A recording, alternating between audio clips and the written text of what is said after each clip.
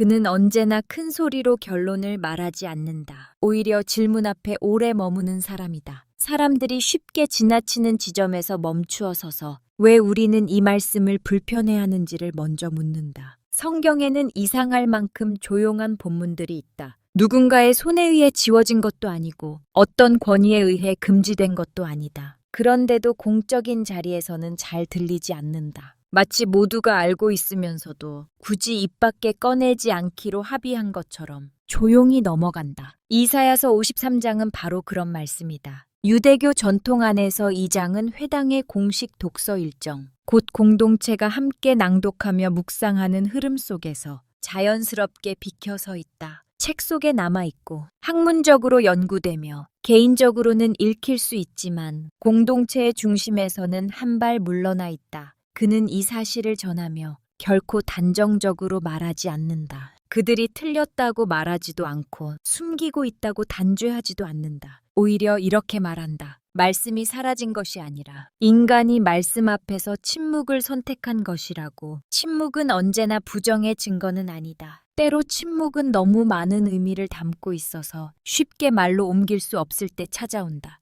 사람은 이해할 수 없는 것을 부정하기보다 감당하기 어려운 진실 앞에서 먼저 말을 멈춘다. 그래서 그는 묻는다. 왜 하필 이 장일까? 왜 수많은 예언 중에서 메시아의 영광을 노래하는 본문도 많고 이스라엘의 회복을 선포하는 말씀도 많은데 왜 고난받는 종을 말하는 이 장이 조용히 넘어가야 했을까? 이 질문은 누군가를 몰아붙이기 위한 질문이 아니다. 신학적 우위를 증명하려는 시도도 아니다. 그는 오히려 이 질문이 모든 신앙인에게 향해 있다고 말한다. 우리는 과연 어떤 말씀 앞에서 침묵하고 싶은 유혹을 느끼는가? 사람은 본능적으로 자신을 설명해주는 말씀을 좋아한다. 자신의 선택을 정당화해주는 구절을 붙잡고 자신의 상처를 위로해주는 문장을 반복한다. 그러나 성경에는 우리를 위로하기 전에 먼저 흔들어 놓는 말씀이 있다. 이사야 53장은 바로 그런 본문이다. 그 안에는 승리의 언어보다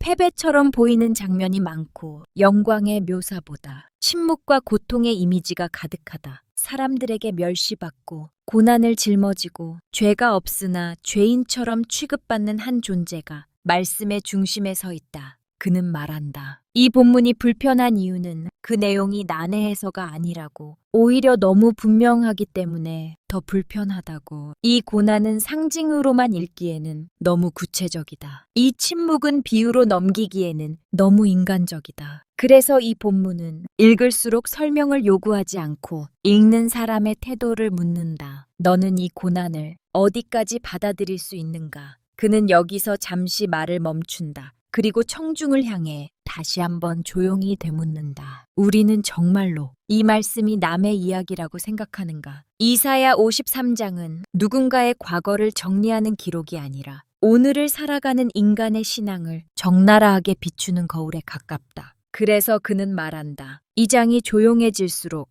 사실은 우리 자신의 내면이 더 크게 드러난다고. 신앙은 언제나 편안한 설명으로만 유지되지 않는다. 오히려 이해되지 않는 지점에서 설명할 수 없는 고통 앞에서 사람의 믿음은 시험받는다. 그리고 그 시험의 한복판에 이사야 53장이 서 있다. 그는 결코 서두르지 않는다. 당장 답을 제시하지도 않는다. 대신 이 침묵이 무엇을 말하고 있는지, 이 불편함이 어디서 오는지 끝까지 함께 바라보자고 초대한다. 왜냐하면 말씀을 읽지 않는 이유를 묻는 것은 결국 우리가 어떤 하느님을 믿고 있는지를 묻는 일이기 때문이다. 그는 마지막으로 이렇게 말하며 서론을 마무리한다. 어쩌면 이사야 53장은 특정 공동체만의 문제가 아니다. 이 본문 앞에서 침묵하고 싶은 마음은 유대인에게만 있는 것이 아니라 오늘을 사는 우리 모두의 마음 안에도 조용히 자리하고 있다. 그래서 이 이야기는 남의 이야기가 아니다. 그래서 더 불편하고, 그래서 더 조용해진다. 그는 본문을 급히 해석하지 않는다. 마치 오래된 상처를 바라보듯 천천히 한 구절 한 구절을 마음에 올려놓는다. 서둘러 결론으로 가는 것은 이 본문에 대한 예의가 아니라고 그는 생각한다. 이사야서 53장에 등장하는 인물은 처음부터 눈부시지 않다. 사람들의 기대를 모으는 지도자도 아니고 권력을 쥔 왕도 아니며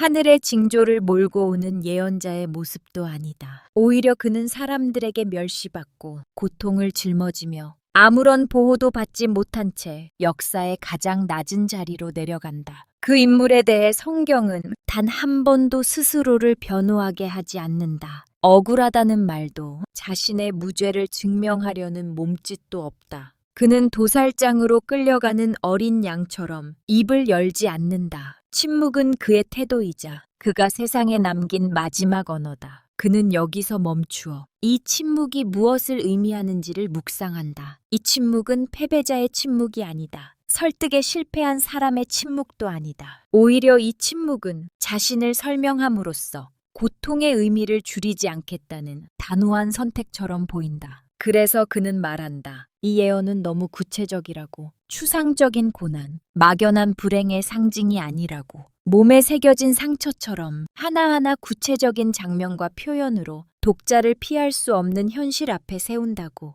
유대교 전통 안에서 이 고난받는 종은 오랜 시간 동안 이스라엘 민족 전체로 이해되어 왔다. 그 해석은 단순한 방어 논리가 아니다. 실제로 이 민족은 역사 속에서 수없이 멸시받고 쫓겨나고 타인의 죄를 대신 뒤집어 쓴 존재로 살아왔다. 그는 이 해석을 가볍게 넘기지 않는다. 오히려 깊은 존중을 담아 바라본다. 수천 년의 박해와 유랑, 정체성을 지키기 위한 고통의 역사 속에서 이사야 53장은 자기 이해의 거울이 되었기 때문이다. 고난받는 종 안에서 이스라엘은 자기 자신의 얼굴을 보았고 그 얼굴을 통해 하느님 앞에 자신을 세워왔다. 그 자체로 이 해석은 하나의 신앙 고백이다. 우리는 선택받았지만 그 선택은 특권이 아니라 고통의 책임이었다라는 침묵의 고백이다. 그러나 그는 여기서 조심스럽게 한 걸음 더 나아간다. 문제는 이 해석이 틀렸느냐가 아니라 그 해석으로도 끝내 설명되지 않는 어떤 자녀가 남아있다는 사실이라고. 이 고난받는 종은 때때로 너무 개인처럼 말한다. 그의 고통은 집단의 상처로 환원되기에는 지나치게 구체적이다. 그는 그들이가 아니라 그로 불린다. 그의 죽음은 역사의 흐릿한 희생이 아니라 한 사람의 생이 꺾이는 순간처럼 묘사된다. 더욱이 본문은 그가 무덤에 묻혔다고 말한다. 집단은 무덤에 묻히지 않는다. 민족은 하나의 꺼브를 가지지 않는다. 이 표현은 설명하려 할수록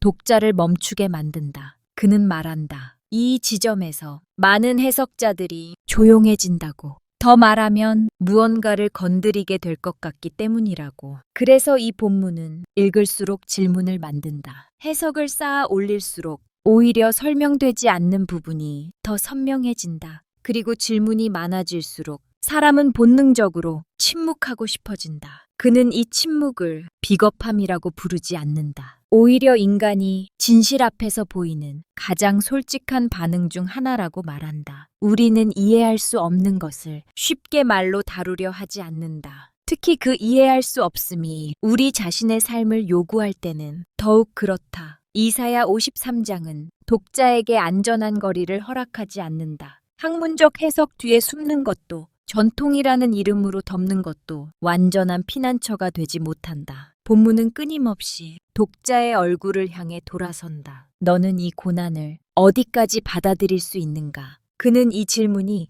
유대인에게만 향한 것이 아니라고 말한다. 이 본문을 읽는 모든 이에게, 모든 시대의 신앙인에게 동일하게 던져지는 질문이라고. 하느님은 왜 이토록 약한 모습으로 드러나는가? 왜 침묵 속에서 자신을 계시하는가? 왜 영광이 아니라 상처를 통해 자신을 알리시는가? 이 질문 앞에서 사람은 자연스럽게 자신이 기대해온 하느님의 모습을 되돌아보게 된다. 강하고 이기고 즉각적으로 정의를 실현하는 하느님을 우리는 은근히 원해왔던 것은 아닌가. 그래서 그는 말한다. 이사야 53장은 신학적 논쟁의 장이 아니라 신앙의 태도를 묻는 자리라고. 이 본문 앞에서 사람은 더 이상 구경꾼으로 남을 수 없다고. 읽을수록 불편해지고 묵상할수록 마음이 무거워지는 이유는 이 말씀이 우리 삶의 방식 자체를 조용히 흔들기 때문이다. 그래서 많은 이들이 이 장 앞에서 말을 줄이고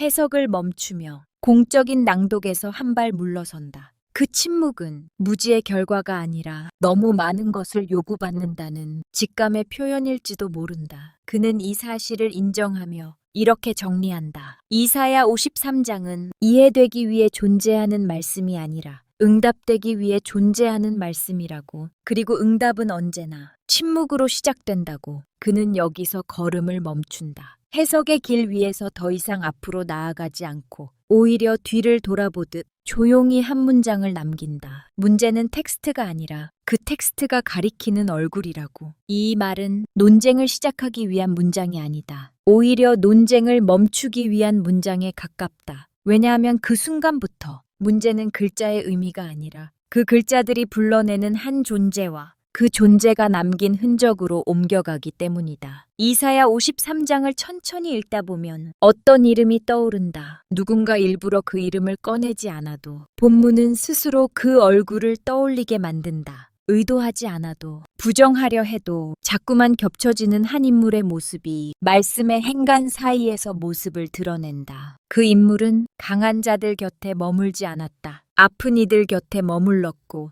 버림받은 이들과 함께 시간을 보냈다. 그는 병자와 함께 했고 사회적으로 죄인이라 불리던 이들과 같은 식탁에 앉았다. 그의 삶은 언제나 경계선 위에 서 있었고 그 경계는 늘 불편함을 만들어냈다. 그는 말로 자신을 변호하지 않았다. 오히려 그의 행동이 사람들을 당황하게 만들었다. 왜 그런 사람들과 함께 하는지, 왜 율법의 안전한 울타리 안에 머물지 않는지 설명하지 않았다. 그 침묵은 무책임이 아니라 의도적인 선택처럼 보였다. 그리고 결국 그는 억울한 재판을 받는다. 증거는 불충분했고 증언은 엇갈렸으며 판결은 이미 내려져 있었다. 그는 끝까지 자신을 변호하지 않는다. 침묵 속에서 자신의 생을 내어놓는다. 이 모습은 이사야 53장의 고난받는 종과 너무도 닮아 있다. 그래서 그는 말한다. 이 본문이 불편한 이유는 해석의 어려움 때문이 아니라 이 얼굴이 너무 분명하게 떠오르기 때문이라고. 그러나 그는 여기서 한 걸음 더 멈추어 선다. 이 이야기를 단순히 연결하거나 쉽게 결론 짓지 않기 위해서다. 그는 유대인들의 입장을 가볍게 넘기지 않는다. 유대인들에게 그 이름은 단순한 종교적 인물이 아니다. 그 이름은 신학적 논쟁의 대상이기 이전에 역사적 상처와 깊이 얽혀 있다. 수많은 세기 동안 그 이름은 사랑의 이름으로 불리기보다 폭력의 명분으로 사용되었다. 그 이름 아래에서 유대인들은 박해를 받았고 강요된 개종을 경험했으며 자신들의 정체성을 부정당했다. 그 이름은 구원의 상징이기 이전에 분열과 배제의 기억으로 각인되어 버렸다. 그래서 그는 말한다. 이사야 53장을 읽을 때 그 얼굴이 떠오른다면 그 고통의 역사가 함께 떠오르는 것은 너무도 자연스러운 일이라고. 그리고 그런 상황에서 차라리 그 본문을 공적인 자리에서 읽지 않는 것이 마음을 지키는 선택처럼 느껴질 수도 있다고. 그는 이 태도를 비겁함으로 규정하지 않는다. 오히려 인간적인 반응이라고 말한다. 사람은 상처를 반복해서 마주할 수 있는 존재가 아니기 때문이다. 특히 그 상처가 신앙의 이름으로 가해졌을 때는 더욱 그렇다. 그러나 동시에 그는 조용히 덧붙인다. 말씀이 불편하다는 것은 그 말씀이 거짓이기 때문이 아니라 그 말씀이 너무 가까이 다가오기 때문일 수 있다고. 이사야 53장은 안전한 거리에서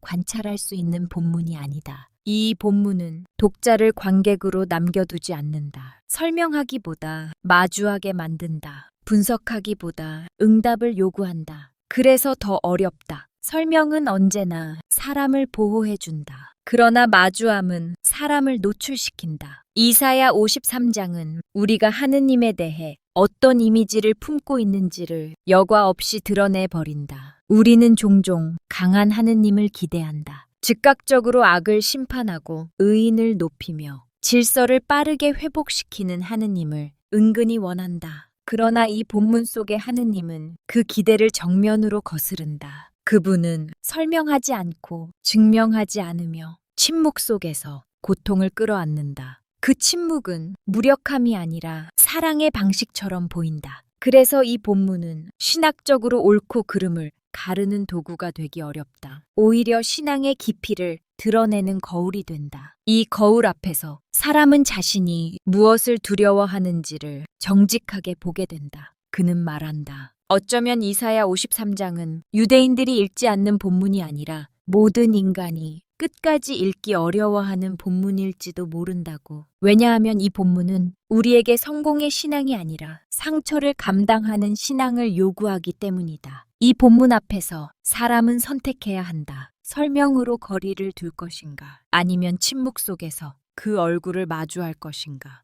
그리고 그 선택은 언제나 쉽지 않다. 그래서 그는 결론을 서두르지 않는다. 정답을 강요하지도 않는다. 다만 이 사실만은 분명히 말한다. 이사야 53장은 읽히지 않기 때문에 문제가 되는 본문이 아니라 읽을 경우 우리의 신앙 전체를 다시 묻게 만들기 때문에 조용해지는 본문이라고. 그리고 바로 그 지점에서 이 이야기는 다음 질문을 향해 나아갈 준비를 한다. 그는 여기서 청중을 바라본다. 시선을 돌려 더 이상 타인의 신앙을 말하지 않는다. 이야기의 방향은 조용히 그러나 분명하게 이제 우리 자신을 향한다. 그리고 그는 말한다. 이 이야기는 유대인만을 향한 질문이 아니라고. 그리스도인인 우리는 어떠한가? 우리는 이사야 53장을 정말로 살아있는 말씀으로 읽고 있는가? 아니면 이미 결론을 알고 있다는 이유로 이미 정답을 소유하고 있다는 안도감 속에서 이 본문을 가볍게 지나치고 있는가? 그는 이 질문이 가장 아프다고 말한다. 왜냐하면 우리는 종종 말씀을 믿는다고 말하면서도 말씀이 우리 삶을 흔들도록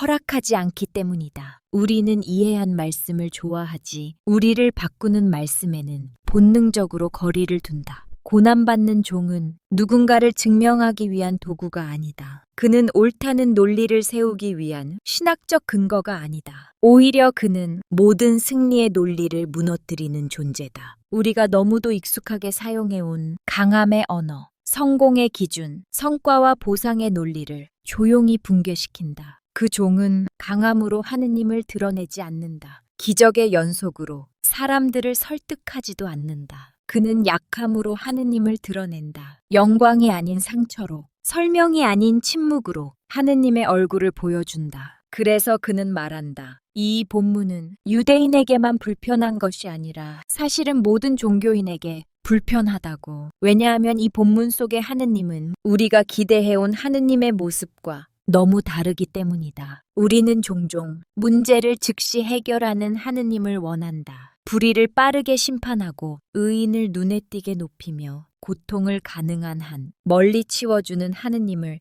은근히 기대한다. 그러나 이사야 53장이 보여주는 하느님은 그 기대를 정면으로 거부한다. 하느님은 힘으로 세상을 바꾸지 않으셨다. 권력의 자리에서 질서를 재편하지도 않으셨다. 고통을 피하지 않으셨고 억울함을 설명하려 들지도 않으셨다. 오히려 침묵 속에서 그 고통을 끝까지 견디셨다. 그는 이 지점에서 그리스도인의 신앙이 가장 쉽게 왜곡되는 순간을 짚는다. 우리는 고난받는 종을 존경의 대상으로만 남겨두고 그 길을 따르지는 않으려 한다. 그의 상처를 묵상하지만 우리 자신의 상처는 하느님 앞에 내어놓지 않으려 한다. 그래서 이사야 53장은 그리스도인에게도 결코 안전한 본문이 아니다. 이 말씀을 진지하게 읽는 순간 우리는 더 이상 구경꾼으로 남을 수 없기 때문이다. 이 본문은 예수에 대해 무엇을 믿느냐가 아니라 그 믿음이 너의 삶을 어떻게 바꾸고 있느냐를 묻기 때문이다. 그는 말한다. 신앙은 정답을 맞히는 일이 아니라 방향을 선택하는 일이라고. 그리고 이사야 53장은 그 방향이 성공을 향한 길이 아니라 자기 비움과 연대의 길임을 분명히 드러낸다고. 고난받는 종은 자기 고통을 통해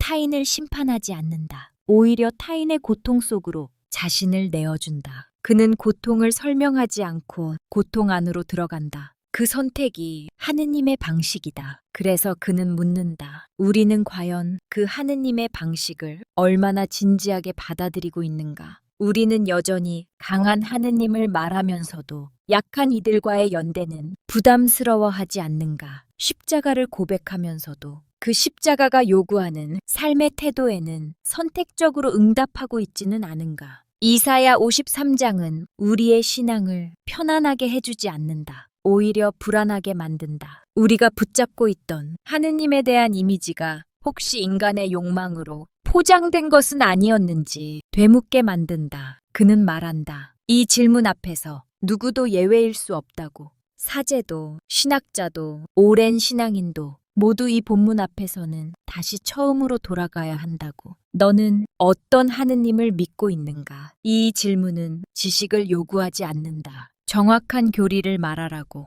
요구하지도 않는다. 이 질문은 삶의 방향을 묻는다. 너의 선택, 너의 관계, 너의 침묵과 말, 너의 연약함을 통해 어떤 하느님이 드러나고 있는지를 묻는다. 그는 조용히 말한다. 이사야 53장은 하느님에 대한 새로운 정보를 주기보다 하느님 앞에 서 있는 우리 자신의 모습을 드러내는 말씀이라고. 그래서 이 본문은 읽을수록 무거워지고 묵상할수록 우리의 신앙을 다시 쓰라고 요구한다. 그리고 그 요구 앞에서 사람은 자연스럽게 불편함을 느낀다. 그러나 그는 덧붙인다. 그 불편함은 신앙이 살아있다는 증거일 수 있다고. 말씀이 더 이상 우리 삶에 영향을 주지 못할 때, 그때야말로 말씀은 정말로 조용해진다고. 이사야 53장은 그 조용함을 허락하지 않는다. 끝내 우리를 붙잡고 마주서게 만들며 이 질문 앞에 세운다. 그리고 그는 그 질문을 남긴 채 다음 이야기를 향해 천천히 걸음을 옮긴다. 그는 마지막에 이르러 더 이상 설명하려 하지 않는다. 말을 줄이고 속도를 늦추며 청중이 스스로 이 말씀과 마주하도록 한 발 물러선다. 그리고 조용히 이렇게 말한다. 유대인들이 이사야 53장을 읽지 않는 이유는 무지가 아니라고. 알지 못해서가 아니라 너무 잘 알고 있기 때문이라고. 이 말씀이 무엇을 요구하는지, 이 본문 앞에 설 때 인간이 무엇을 내려놓아야 하는지를 본능적으로 느끼기 때문이라고. 그것은 두려움이다. 하느님을 거부하는 두려움이 아니라 하느님을 너무 깊이 마주하게 될까봐 물러서는 두려움이다. 이사야 53장은 사람에게 지식을 요구하지 않는다. 태도를 요구하고 삶의 방향을 요구하며 기존의 신앙 방식을 근본에서부터 다시 묻게 만든다. 그래서 그는 말한다. 이 침묵은 말씀을 거부하는 침묵이 아니라 말씀의 무게를 아는 이들이 선택한 침묵일지도 모른다고. 그리고 그는 시선을 다시 우리에게 돌린다. 그리스도인인 우리는 이 본문을 어떻게 읽고 있는가? 우리는 이사야 53장을 정말로 경외심으로 읽고 있는가? 아니면 이미 결론을 알고 있다는 이유로 안전하게 소비하고 있는가? 그리스도인들이 이 본문을 읽는 이유는 정답을 가졌기 때문이 아니어야 한다.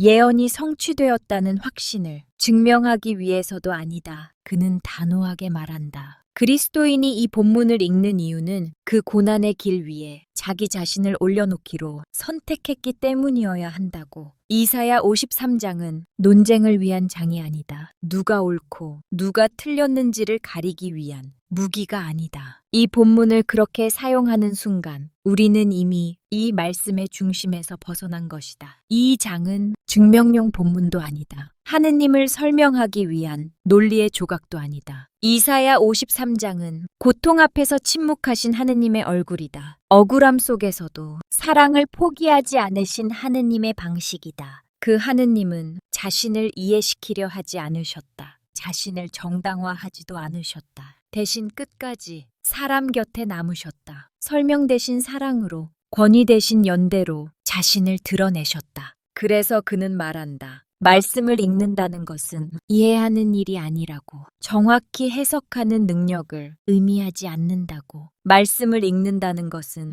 그 길을 함께 걷겠다고 응답하는 일이라고. 고난받는 종의 길은 아름답게 포장된 길이 아니다. 성공을 약속하지도 않고 즉각적인 보상을 보장하지도 않는다. 오히려 그 길은 손해처럼 보이고 패배처럼 느껴지며 자기 비움과 침묵을 요구하는 길이다. 그래서 이 길을 걷겠다고 응답하는 일은 결코 쉽지 않다. 이사야 53장은 읽을수록 부담스러워지고 묵상할수록 우리의 신앙을 안전지대 밖으로 끌어낸다. 그는 말한다. 아마도 그래서 이 본문은 언제나 조용할 것이라고. 크게 읽히지 않고 쉽게 인용되지 않으며 축제의 중심에 서지 않을 것이라고. 그러나 그는 덧붙인다. 조용하다고 해서 사라진 것은 아니라고. 오히려 이 말씀은 역사의 가장 깊은 곳에서, 인간의 가장 아픈 자리에서 계속해서 숨쉬고 있다고. 이사야 53장은 성공한 이들의 찬가가 아니라 상처 입은 이들의 기도가 되어 왔다. 설명할 수 없는 고통 속에서 말로는 하느님을 찾을 수 없을 때, 이 본문은 침묵으로 남아 사람과 함께 머물러 주었다. 그래서 그는 이 본문을 읽는 방식에 대해 마지막으로 이렇게 말한다. 이 말씀은 입술로만 읽히기보다 삶으로 읽혀야 한다고.